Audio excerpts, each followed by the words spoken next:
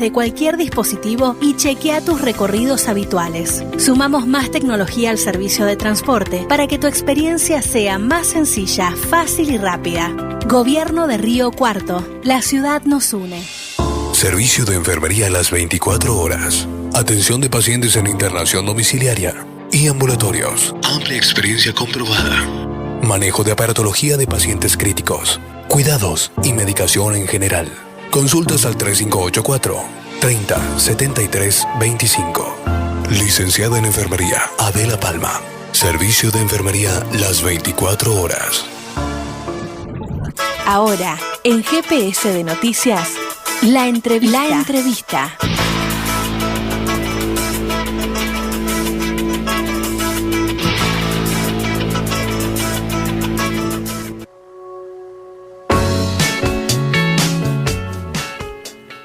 Y siempre todo lo que tiene que ver con lo estrictamente cultural, o quizá no solamente cultural, pero sí empleado de esa manera, siempre es una gran oportunidad para todos y para todas, ¿no? De poder acercarse, a poder tener una lectura importante, asistir, estar. Considero que son buenas cosas para la vida, Cele, ¿no?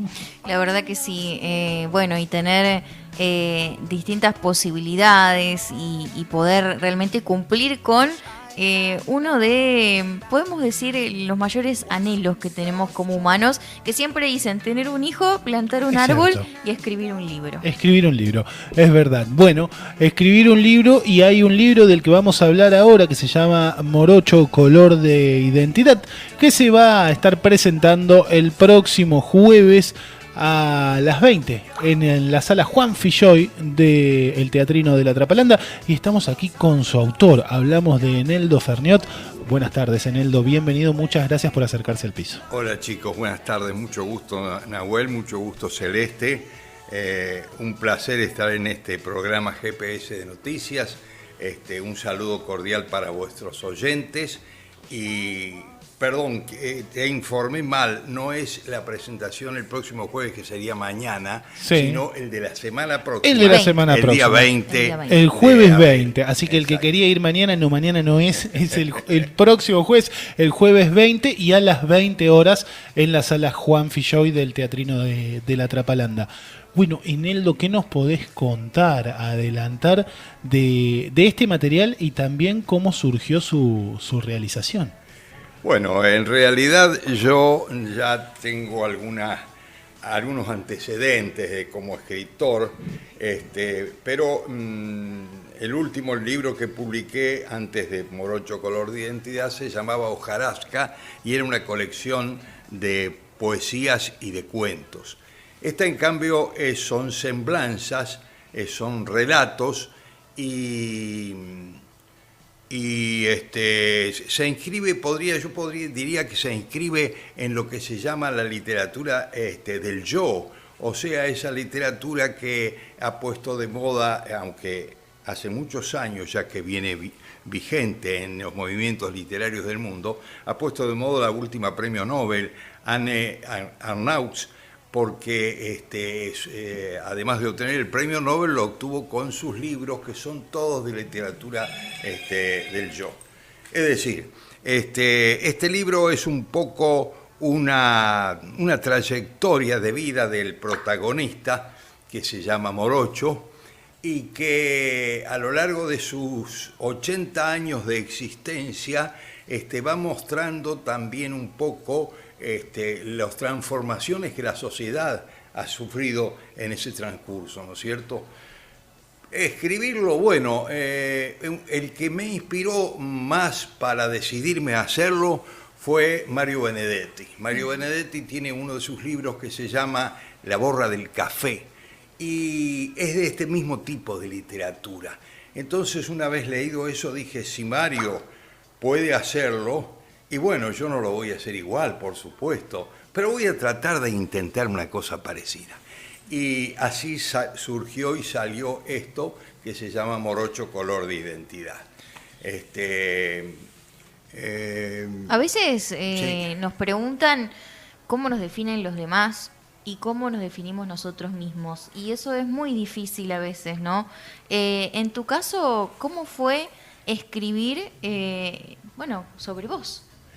Bueno, en primer lugar lo escribí sobre mis propias experiencias, pero como bien lo dice el estilo de escritura por el que opté, haciéndolo en tercera persona y en forma ficcional, o sea, decorando los relatos o los hechos que relato con algún poco de ficción, reemplazando los nombres propios de personas, de ciudades, de lugares, por otros ficticios, y de ese modo haciendo algo de lo cual yo me sentía un poco extrapolado, es decir, fuera del relato, ¿no es cierto? De esa forma hemos ido elaborando esto que evidentemente voy a poner a disposición de los que quieran leerlo el próximo jueves 20 de abril ahí en el Teatrino, en la Trapalanda, en la Sala Juan Filloy, como vos dijiste. Bueno, por supuesto que la verdad a mí me llama mucho la atención y vamos a estar ahí. Me gusta muchísimo cómo está encarado, cuál es el estilo. ¿Cómo fue que empezaste en algún momento a querer dedicarte a esto, a la escritura, a la literatura? ¿Cómo apareció esa necesidad que quizás estuvo siempre? Sí, yo creo que viene con mis genes. Claro. Yo creo que viene con mis genes, porque ya desde chico, cuando iba al colegio, solía ser el que leía las composiciones todas las veces. Era el que recitaba las poesías en el 25 de mayo o 9 de julio. Y de ese modo, frecuentando los grandes escritores y los grandes poetas, sobre todo los grandes poetas de la historia, me fui acercando a la poesía. Mis primeros pasos y mi primer trabajo siempre ha sido la poesía. Desde muy chico siempre escribí, siempre compuse poesía. Tal es así que cuando estaba en el secundario, en cuarto año, escribí una obra de teatro en verso, totalmente en verso, de 1 hora y pico de duración. Y con mis compañeritos del secundario la representamos en el teatro de mi pueblo, siendo una experiencia que después nunca más la tuve. El teatro no fue nunca mi fuerte, pero sí la poesía. De ahí que en Hojarasca, mi libro anterior, haya mucha poesía. Y en hay algunas cosas, como son relatos de circunstancias y de hechos, hay algunas cosas que, hay algunas poesías también incorporadas al relato. Eso ha sido un poco y después yo soy abogado, fui juez, entonces mi trabajo siempre se relacionó con la escritura. Es decir, cuando era abogado, haciendo los alegatos para tratar de ganar los juicios. Cuando fui juez, redactando las sentencias. Y eso me fue formando a lo largo de la vida. Hoy ya tengo 85 años, de modo que he vivido bastante, gracias a Dios. Y en todo ese tiempo, después que me jubilé, volví a la escritura. Tenía un amigo que me invitó a formar una nueva entidad de escritores acá en Río Cuarto, se llamaba Héctor Furcade, un gran poeta que tuvo Río Cuarto. Digo tuvo porque ha fallecido hace poco tiempo. Y con él y un grupo de escritores de Río Cuarto formamos la Sociedad de Escritores Riocuartenses, la SER, que se formó en el 2013 y que ya este año cumple los 10 años de existencia, donde trabajamos, participamos de talleres, fomentamos la escritura de los libros y el apoyo a los escritores. Y bueno, y estamos en esta locura que significa en alguna medida escribir. Hablas de fomentar, ¿cómo era, bueno, en tus tiempos, dijiste recién en el secundario, esto de la lectura y la escritura, y cómo crees que es ahora con respecto por ahí a los jóvenes? Bueno, evidentemente tu pregunta tiene una sola respuesta. Se ha transformado totalmente. En nuestra época, donde no había televisión o estaban los rudimentarios primeros pasos de la televisión, donde lo único que teníamos para la distracción era la radio y el cine, evidentemente la lectura ocupó un lugar muy importante en la vida de los jóvenes de aquella época. Yo diría que el 90% de los jóvenes leíamos, porque era un poco el introducirnos en un mundo diferente al que estábamos viviendo. Yo provengo de una ciudad pequeña, de Coronel Moldes, que en aquel tiempo era más pequeña todavía, y evidentemente la lectura era lo que nos transportaba a otras partes del mundo, nos daba otras visiones de la vida, y era muy importante. Lamentablemente, como tú lo has dicho, Celeste, hoy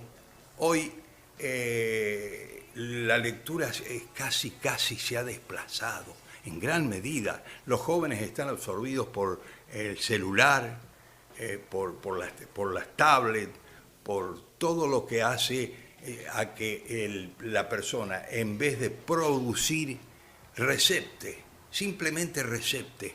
Se recepta todo, pero no se produce prácticamente nada, hablando de producción mental o intelectual.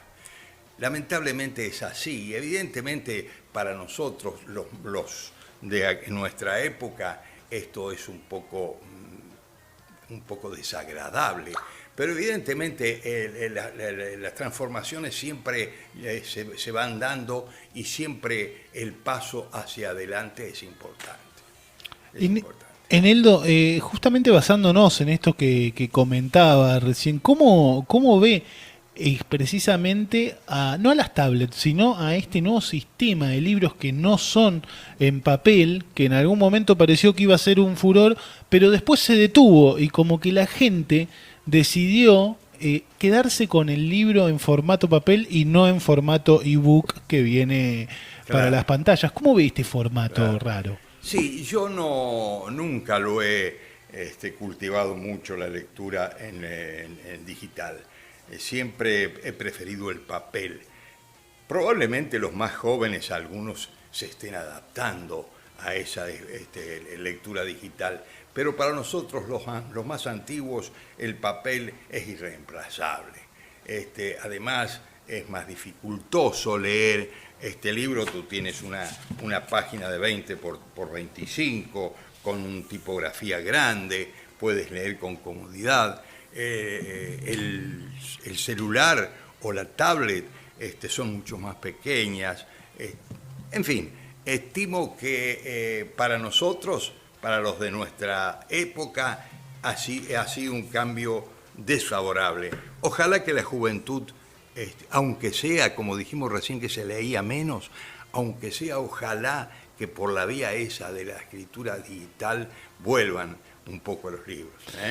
Y un detalle importante también es que el libro tiene esto de que uno lo puede tener en su biblioteca y lo ve ahí, lo disfruta, incluso cuando sabe que leyó ese material y ve el lomo del libro, disfruta ese lomo, algo que en lo digital se pierde completamente. Exactamente, tienes mucha razón, sí, así es. Nos preguntan acá, ¿cuántos años el escritor? Habías dicho 85 tengo ya, gracias a Dios. Qué bien. Para los que no pueden ver lo que estamos viendo nosotros, el libro, recién comentabas, es bastante grande, tiene una tapa en color negro, tiene letras blancas al inicio. ¿Vos participaste en este caso del diseño también? No, el diseño es una obra familiar. Esto te digo, confidencialmente se los digo, es un trabajo familiar. Yo escribí, pero quien diseñó el libro, lo compaginó, lo preparó para la impresión y todo lo demás, ha sido mi hijo Javier Ferniot y un sobrino, Daniel Ferniot, que es que trabaja en la imprenta de la universidad y que por ende es muy conocedor de estos temas. En cuanto a las ilustraciones son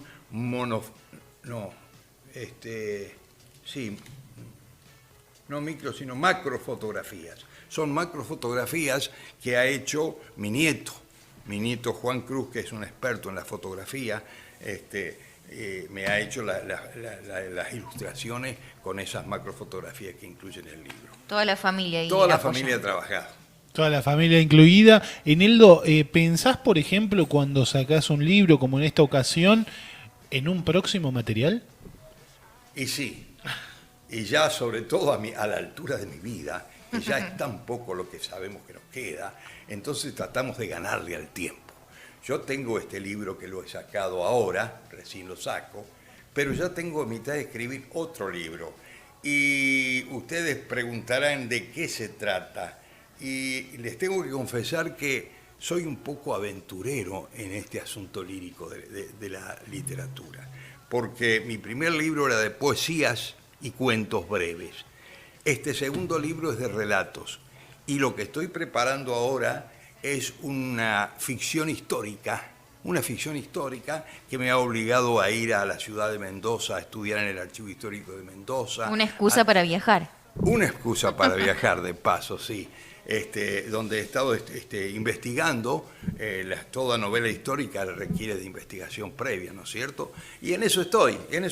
Y mientras Dios me dé suerte y vida, voy a seguir pedaleando en esta bicicleta de la literatura. Hoy es el Día Internacional del Helado y quedamos que a todos los entrevistados le íbamos a preguntar cuál es su gusto favorito. Y ya que lo tenemos él con tantos años de experiencia, ¿cuándo fue la primera vez que probaste un helado? Antes estaba el heladero que pasaba por las calles. Es verdad.